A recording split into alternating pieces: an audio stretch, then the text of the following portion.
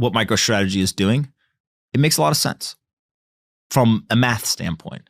If I can sell essentially future equity at a higher price than my stock trades at today, which is really what the convertible debt is, sometimes at a 55% premium, and I can buy Bitcoin today with that money, well, that sounds like a pretty good deal, right? It's because what you're basically doing is you're saying, hey, I'm going to invest in your company at $10, but I'm not going to actually get the equity at $10. I'm going to get it at 15+ % dollars a share.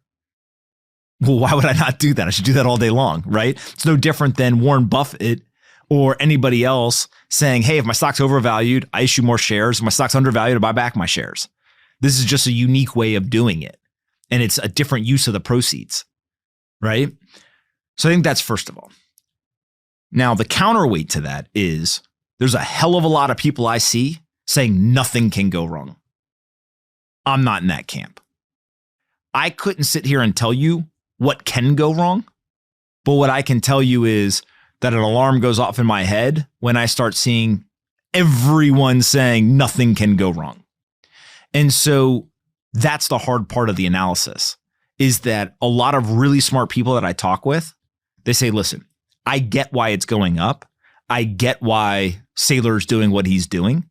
All of that makes sense. It's very rational, both in terms of why people are buying it, why people are buying the bonds, and why he's buying Bitcoin. So you kind of like check all those boxes. The irrational thing is the blind belief that there is no risk. And so a lot of really smart investors that I've been talking with are saying, similar to me, the unknown is actually what scares me. We've never seen this before. We don't know what all the risks are. And it's okay at times to say, I think that there's always risk to anything. I can't figure out what the risk is today, but that doesn't mean sit it out completely or put all your money in completely.